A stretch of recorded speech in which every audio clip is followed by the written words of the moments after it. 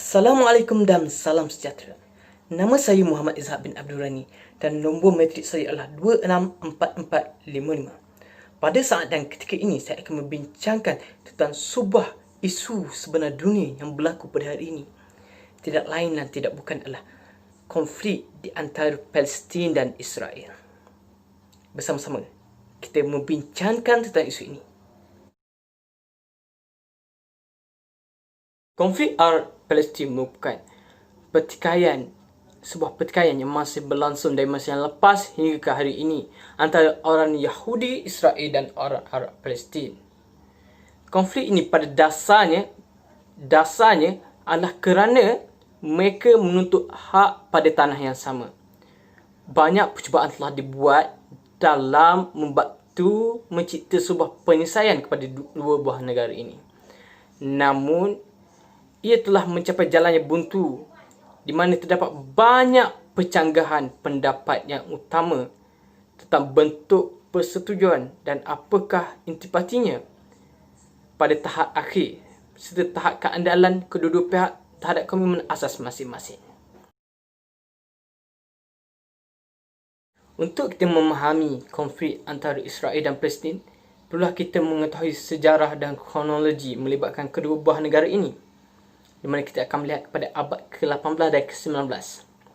Dan pada ketika abad ke-18 itu, tiada pun negara Israel seperti mana yang diperakui oleh Amerika Syarikat pada hari ini. Pada abad ke-18 telah berlaku sebuah peristiwa yang besar, iaitu migrasi orang Yahudi secara besar-besaran ke tanah Palestin. Dan pada ketika itu, tanah Palestin yang dikuasai atau ditadbir oleh Turki Uthmaniyah. Dan kita melihat kerana dasar yang lemah oleh Turki Uthmaniyah pada ketika itu telah menyebabkan orang Israel tanpa segan silunya datang beramai-ramai lalu menjadikan tempat tersebut sebagai tanah mereka, di mana mereka telah membuat pertanian secara ilegal, tapi Turki Uthmaniyah langsung tidak mengambil tindakan. Lalu mereka membangun ekonomi mereka di kawasan tersebut. Dan ini kita lihat bersambung pada abad ke-19, di mana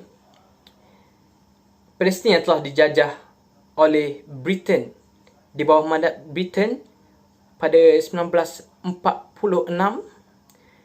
telah terbinanya negara Israel yang pada asasnya merupakan tanah Palestin.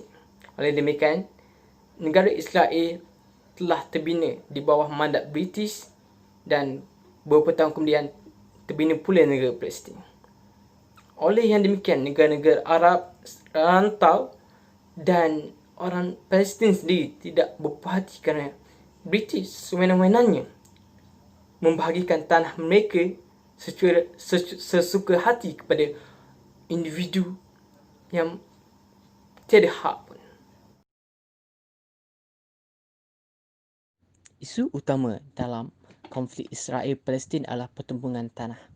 Pertikaian tanah antara Israel dan Palestin dipercayai oleh kerana kepercayaan yang dipegang oleh Zionis, di mana mereka menganggap tanah Palestin, terutamanya Jerusalem, adalah tanah suci agama Yahudi. Namun, masalah ini terjadi yang nampaknya tidak perlu menyangkal prinsip agama apabila Zionis tersebut melakukan kekejaman terhadap rakyat Palestin seperti pengusiran paksa, perampasan tanah, harta benda dan kekejaman lain. Pada sudut pandangan orang Islam Palestin pula, orang Islam Palestin menafikan hak dan tuntutan orang Yahudi ke atas tanah Palestin ini. Ini kerana umat Islam yakin bahawa tanah Palestin berbeza dengan apa yang dikatakan oleh orang Yahudi, di mana orang Islam percaya bahawa Jerusalem adalah kiblat pertama umat Islam untuk menunaikan solat, dan keduanya tempat di mana berlakunya peristiwa istimewa iaitu Isra' dan Mi'raj di tanah ini. Oleh yang demikian, solusi yang kita dapat bentuk adalah solusi dua negara.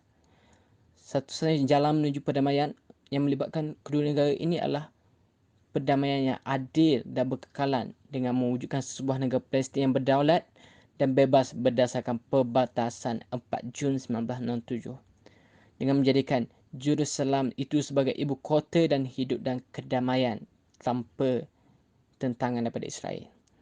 Dapat kita lihat bahawa konflik ini tidak akan berlaku tanpa mempertahankan Jerusalem sebagai kota damai bagi seluruh umat Palestin.